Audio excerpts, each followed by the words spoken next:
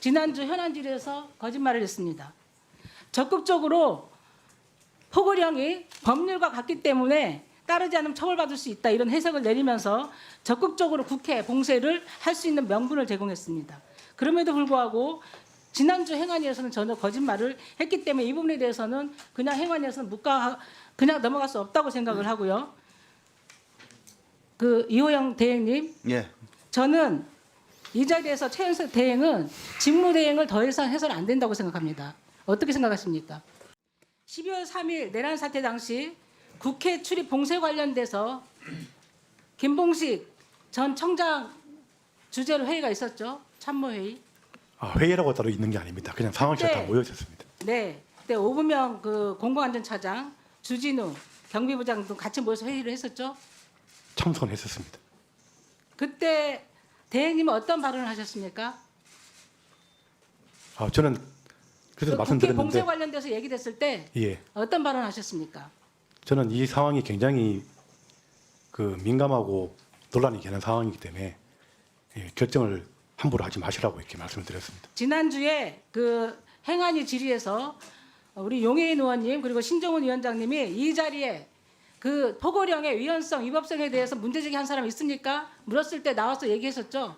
문제가 논란이 있을 수 있고 문제될 수 있다 취지의 발언을 했습니다. 예. 반대했다는 취지의 발언을 했습니다. 아니- 그러나 제가 받은 제보는 전혀 다릅니다. 포고령이 법률과 같아서 따르지 않으면 처벌받을 수 있다. 이렇게 해석을 했습니다.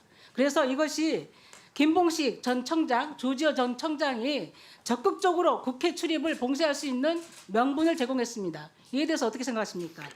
그분은 다소 좀 오해가 있는 말씀인 것 같습니다. 저는 그렇게 말씀드린 적이 없습니다. 주진우 경비부장 나오셨죠? 예. 일어나 보십시오. 지금 직무대행이 저는 거짓말하고 있다고 보는데요. 그때 같이 계셨죠? 예, 현장에 직무대행 어떻게 얘기했습니까? 포고령에 대해서. 대답하십시오. 시간 없습니다. 수사와 재판이 진행되고 있어서 제가 말씀드리기 곤란합니다. 양해해 주십시오. 그러면은 그 부분에 대해서 포고령은 법률과 같기 때문에 이행하지 않으면 처벌받을 수 있다. 이렇게 얘기한 걸로 해석하도 되겠습니까? 마이크에다 대고 예, 이야기하세요. 방금 말씀드린 것처럼 제 상사분이시고 알겠습니다. 예. 임경우 수사부장 나오셨죠? 임경우 수사부장 나오셨습니까?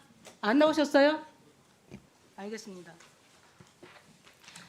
최 대행은 제가 보기에는 지난주 현안질에서 거짓말을 했습니다. 적극적으로 포고령이 법률과 같기 때문에 따르지 않으면 처벌받을 수 있다 이런 해석을 내리면서 적극적으로 국회 봉쇄를 할 수 있는 명분을 제공했습니다. 그럼에도 불구하고 지난주 행안위에서는 전혀 거짓말을 했기 때문에 이 부분에 대해서는 그냥 행안위에서는 그냥 넘어갈 수 없다고 생각을 하고요. 이호영 대행님, 예. 저는 이 자리에서 최현석 대행은 직무대행을 더 이상 해서는 안 된다고 생각합니다. 어떻게 생각하십니까? 해당 사안에 대해서는 수사 등에 지금 진행 중에 있기 때문에 좀 추이를 보고 문제가 확인되면 제가 바로 적기 조치하도록 하겠습니다. 적극적으로 내란에 가담했다는 의심을 살 수밖에 없는 상황입니다. 그 부분에 대해서 현 서울청의 수장으로서 지휘를 하고 있다는 것은 우리 행정안전위에서 받아들일 수 없고요. 이 부분에 대해서 적극적으로 행안부의 인사 조치를 건의해 주시기 바랍니다. 아시겠습니까? 확인되는 대로 적기 조치하겠습니다. 네. 이호영 청장님, 네. 차장님, 대행님. 지난 19일 새벽 건국일에 처음 사법부 침탈이 있었습니다. 그 영상을 전부 봤는데 혹시 보셨습니까? 네, 봤습니다. 그 영상 좀 한번 보시겠습니다.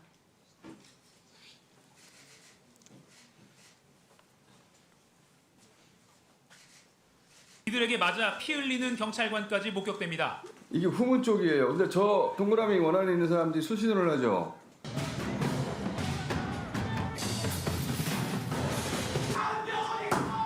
적으로 합선 일으키려고 하는 거거든요. 들이붙는 거예요.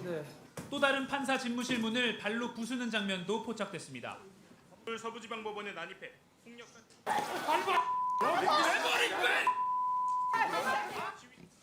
자, 어떤 분이 이거에 대해서 폭도라 단정 짓지 말라 그러는데요. 이거는 아주 조직된 폭력이고 폭동입니다. 그리고 그 행동이 굉장히 조직적이고 체계적이에요.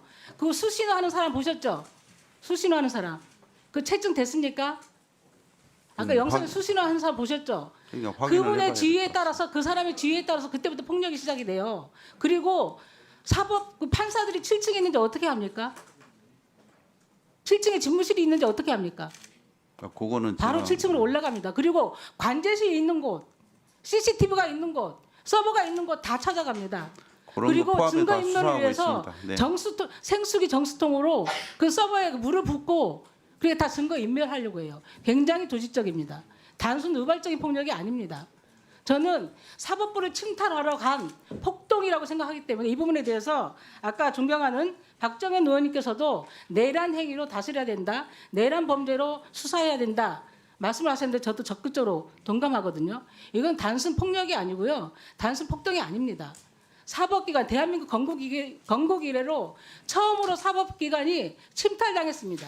윤석열이 입법부와 선관위를 침탈한 것에 이어서 그 추종자들, 그 극렬 지지자들은 사법부를 침탈한 거예요. 우리 국가 권력들, 국가기관을 다 마비시키려고 했습니다. 이 사람들이 국가 전복 세력 아니면 누굽니까? 뭐라고 단정하겠습니까? 수사를 그 배후 세력까지 철저히 해야 된다고 생각하고요. 정말 사이비 교주인지 목사인지 극우 유튜버인지 정치인지 모르는 그 정광훈이라는 사람, 지금 국민의힘이 행동하는 거 보면 정광훈이 완전히 흡수된 것 같아요. 그 사람한테 가서 그 집회에 가서 머리를 조아리고 경선에서 어떻게 해볼까 해서 표를 좀 얻어볼까 해서 지금 그러고 있는데 나중에 선거에서 심판 받을 겁니다. 그러기 위해서는 정광훈 목사, 극우 유튜버들, 배우 세력이 누군지 아까 모 의원께서도 얘기했습니다마는 한남동에서 젊은 청년들, 방공 청년단이라고 하는, 그리고 얼마 전에 국회에서 와서 자칭 백골단이라고 하면서 기자회견 했던 사람들이 저는 다 연결된 것처럼 보이거든요. 폭력 조직을 만들었다고 생각을 하거든요.